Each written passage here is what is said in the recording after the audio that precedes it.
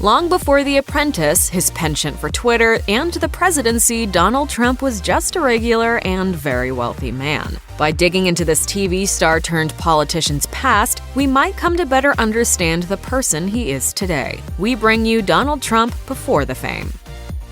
Donald Trump grew up in the Jamaica Estates of Queens, New York, a secluded and wealthy neighborhood of stately houses that his father helped build. While speaking with the New York Times in 2015, Trump described the area as safe, an oasis that differed from many of the borough's so-called rough areas. While Trump stated his childhood experiences gave him a glimpse into, quote, what New York was all about, others claimed that it painted a very exclusive picture of the city. The Times referred to it as a nearly all-white place, resistant to outsiders and largely impenetrable to minorities. In fact, Queens' population was more than 96% white in the 1950s. However, the city had become one of the most diverse in the nation by 2010. According to census reports, Jamaica Estates had changed as well, with white people representing less than 15% of the population. Harvard sociologist Robert Sampson said in 2018 that he believes Queens' so-called explosion of immigration left an impression on Trump and may have even led to his presidential campaign slogan, saying his constant references to making America great again evoke an earlier time that was considerably less diverse.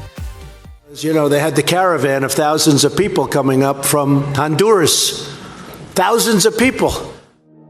They say you can learn a lot about a person by looking at them as a child. In Michael D'Antonio's 2015 book, Never Enough, Donald Trump and the Pursuit of Success, Donald Trump himself said, "When I look at myself in the first grade and I look at myself now, I'm basically the same. The shoe might just fit." Many who knew Trump as a young boy described him as a bit of a troublesome, hyper-competitive, and powerful child, which rubbed people like childhood neighbor Heather McIntosh the wrong way. McIntosh herself remembered little outward affection in the Trump home, claiming the kids never got a hug or a kiss. However, Trump would still protect the house. As former neighbor Laura Manuelidis claimed, if a ball accidentally entered the property, Trump would take it and yell, "I'm going to tell my dad, I'm going to call the police." Meanwhile, Trump's former classmates spoke of a more threatening child in 2016's Trump Revealed, an American journey of ambition, ego, money, and power. Dennis Burnham was warned to, quote, stay away from the Trumps after Trump allegedly threw rocks at him from behind his fence, while another acquaintance called Trump a loudmouth bully. During his teens, Donald Trump's parents sent him to the New York Military Academy. He reflected in 2016, "I was a wise guy and they wanted to get me in line. Thinking back, it was a very positive influence." In fact, he once claimed, "I received more training militarily than a lot of guys that go into the military." Still, Trump rose through the academy ranks over the years. He said, "I did very well under the military system. I became one of the top guys at the whole school." During his senior year, Trump was named captain of A Company, but was reassigned after a month. Trump claimed, "I did a good job and that's why I got elevated." However, others have claimed it had more to do with his officers using controversial means to, quote, keep younger cadets in line. In 2010, Trump had this to say about his life as a 17-year-old. "I was supposed to be a professional baseball player. Fortunately, I decided to go into real estate instead." He later claimed to biographer Michael D'Antonio that he was the best baseball player in New York. Others have backed up his claims but seem to disagree on some key points. Major Theodore Dobius, Trump's baseball coach at New York Military Academy, said, "He did well enough that he was scouted by the Boston Red Sox, a coach at West Point, and the Philadelphia Phillies. He could have probably played pro ball as a pitcher." Fellow former cadet Sandy McIntosh recalled one of Trump's greatest games and hinted at a tendency to embellish. "The bases were loaded, we were losing by 3, Trump hit the ball, all 4 of our runs came in. We won the game." Trump claimed he, quote, hit it out of the ballpark. McIntosh noted that the fielders had simply misplayed the ball in a game that took place in a high school practice field. When Donald Trump called actress Meryl Streep overrated, it may not have been just simple name-calling. In fact, Trump originally wanted to be a movie producer, but altered those plans only after he was rejected by the University of Southern California. Trump instead attended Fordham College for 2 seemingly unremarkable years before transferring to Wharton, which remains one of his main talking points. I'm highly educated. I went to the Wharton School of Finance. It's the latter reputable institution that Trump has since celebrated as his school, calling his alma mater the hardest school to get into, the best school in the world, and super genius stuff. Over the years, several reports have stated that Trump graduated first in his class in 1968. However, some have since questioned the man's academic proficiency. In fact, Trump didn't receive any honors upon graduating from Wharton. There have also been claims that his acceptance into the school was suspicious. James Nolan, the admissions officer who met with Trump, was also one of older brother Fred Trump Jr.'s best friends. While Nolan claimed that getting into the school in 1966 was not very difficult, he suspects the rating he gave Trump, quote, must have been decent enough to support his candidacy. After graduating from college, future real estate investor Donald Trump still had his sights set on breaking into show business. A 23-year-old Trump took famous Broadway producer David Black out to lunch in 1970 to discuss a possible joint venture, and ultimately offered up $70,000 for a co-producer's credit on Black's next project. Black accepted and got to work on the ill-fated Paris Is Out. Trump got his credit, but aside from asking why the show's poster wasn't more prominently displayed, reportedly stayed relatively hands-off. Unfortunately, the play flopped. After 112 performances, including previews, Black closed the curtains on both the show and his partnership with Trump. Just like that, Trump's producing days were over. However, he would reportedly try to get involved in the theater again. His next attempt was rumored to be a musical based on his life, aptly called Trump, which never came to be. Next came an idea for a musical based on The Apprentice. Neither production ever got off the ground.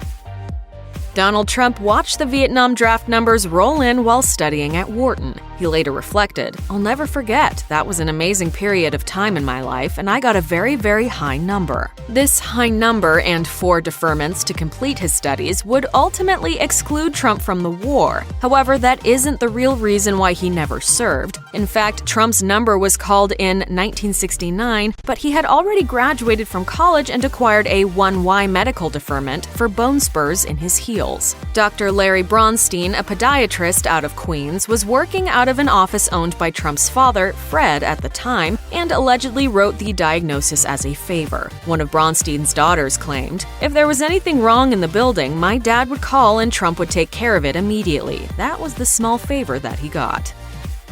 At age 17, Donald Trump was technically already the owner of an apartment building that had been transferred to his name from his father. However, he didn't act with independence until he was at Wharton. Still, Trump saw his future in this business early on, saying, "I'm going to be the king of New York real estate." Before he even graduated, Trump was buying and selling properties with a $2 million loan from his father. Trump said, "I didn't want people to know I was buying because I started to develop a good reputation for being a good buyer. Once they start knowing your name, the price goes up. So I would use corporate names or I would use different names. I developed a little reputation for making good deals, and I didn't want them to charge me."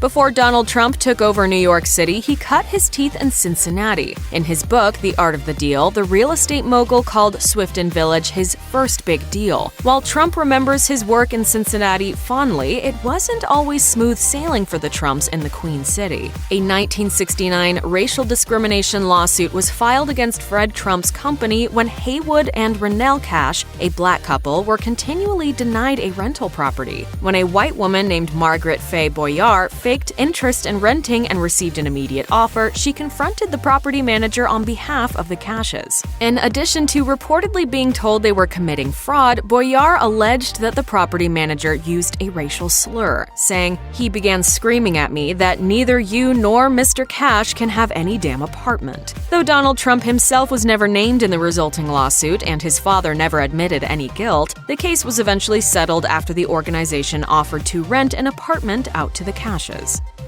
Though the Trump name was already powerful in New York City during the 1970s, Donald Trump hadn't yet formed his own reputation there. Shortly after joining his father's organization, however, the company came under fire for racial discrimination in the Big Apple. Later, others helped expose racial bias by attempting to rent apartments from a Trump complex in Brooklyn. A white person was given a choice of apartments after a black person was denied because of an apparent lack of vacancies. Some applications from black applicants were marked with coded language such as number 9 and C. By 1973, a civil rights case had been filed against Trump Management, Inc. for violating the Fair Housing Act of 1968. Donald Trump was president of the company at this point. The case played out for the whole world to see for 20 months and resulted in a decree that the Trumps rent to minorities in accordance with state laws.